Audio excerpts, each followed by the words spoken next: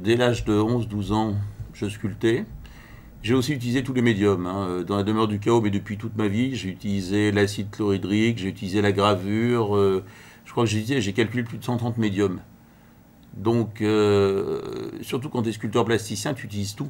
Les végétaux, la bouffe, tu utilises le plâtre, tu apprends à souder, tu apprends l'oxycooper, tu utilises même la lance thermique. Ce qui d'ailleurs pour ma famille était un véritable drame parce qu'avec 8000 degrés, là ils se sont dit c'est fini.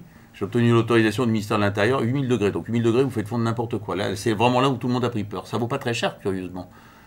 Mais voilà, donc ce que je veux dire, l'art contemporain, pourquoi? Parce que quelque part, j'ai quand même créé plus de 110 sociétés dans le monde. La géopolitique, c'est ce que j'enseigne notamment à Paris comme à Lyon.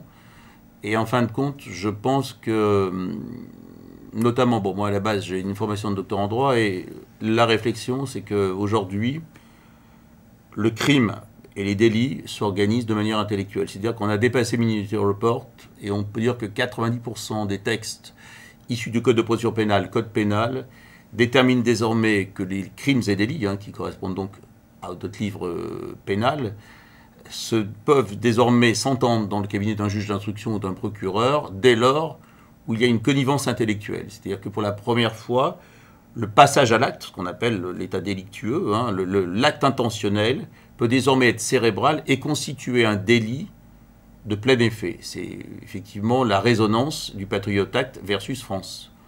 Et curieusement, on s'aperçoit que pratiquement toute forme d'expression, notamment dans les médias, n'existe plus. L'autocensure est de pire en pire. Les magistrats, les parquetiers, comme les OPJ, s'en donnent à cœur joie. Et on s'aperçoit encore que la seule terre, terra incognita, auquel ils n'osent pas encore aller, parce que c'est une terre dans laquelle ils périront, et on les brûlera vifs s'il le faut, c'est le domaine, le champ de l'art. Ils ont une peur bleue. Je me souviens très bien que pour la demeure du chaos, il y avait plus de 200 journalistes étrangers dans la salle, et j'avais une procureure surnommée Terminator, on était donc dans la chambre criminelle, qui nous renvoyait, et cette procureure me disait « Vous êtes un terroriste intellectuel ». J'ai dit « Quel bel hommage, madame ». J'ai dit « Mais sachez qu'à mon tour, vous allez périr ». Dire ça à une avocate générale, ça coûte cher. Car sachez qu'un tribunal suprême viendra vous juger. Donc elle pensait à la Cour européenne des droits de l'homme, la Cour de casse, quoi que ce soit. J'ai dit non, ce tribunal est terrible. Il est déjà en route. Ça s'appelle le tribunal de l'histoire de l'art. Et vous vous êtes déjà offerte vous-même dans ce tribunal. Quand vous dites que La demeure du chaos est un film de Lynch dans lequel nos visiteurs se ruent comme des fous de manière macabre, vous êtes déjà vous-même en train de faire votre propre réquisitoire.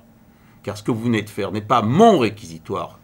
C'est votre propre mort profane que vous êtes en train d'édicter devant ces journalistes du monde entier qui un jour restitueront vos propos, qui sont d'ailleurs pas dénués de bon sens. Et sachez bien quel terroriste intellectuel est pour moi une grande fierté. Mais ce qui les rendait surtout fous, c'est que le pénal, le prévenu peut parler, sans son avocat. Donc j'ai pas de toc. Bon, donc du coup, l'audience qui durait une journée a duré 3 jours. Et je les voyais à bout de nerfs. Mais c'est très intéressant parce qu'on allait au bout du système. Voilà. Au bout du système. Et c'est ce qui est intéressant.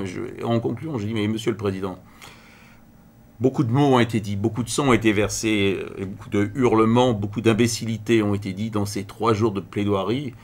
Mais une chose compte, l'art fait peur au XXIe siècle. Et je vais me retourner, monsieur le président, devant les médias, et quand je vais sortir de votre salle, avec tout le respect que je vous dois, je sais très bien que l'audiovisuel est très mal vécu dans la salle, je vais simplement dire une chose, la France a peur. Je vais rejouer Roger Giquel, mais versus art contemporain.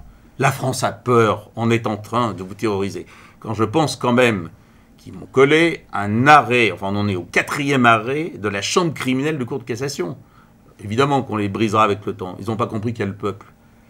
Je dis, attendez, c'est par millions que les gens viennent. On a accueilli 1 200 000 personnes, 170 000 pétitions, parmi les gens les plus connus au monde dans le champ de l'art. Je dis, voilà, mais je dis, ça ne me gêne pas. Je dis, au contraire, je dis, monsieur le Président, dans la performance judiciaire fait partie de, vous lisez le ça fait partie de mon développement. Donc je dis, effectivement, vous êtes des véritables contributeurs. J'ai les moyens mis en place, j'apprécie vraiment.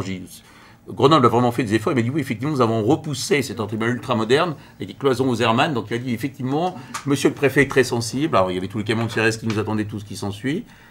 On leur a mis plein gueule pendant 3 jours, mais c'était bien. Je veux dire, ça faisait partie du programme. Hein. Ouais, c'était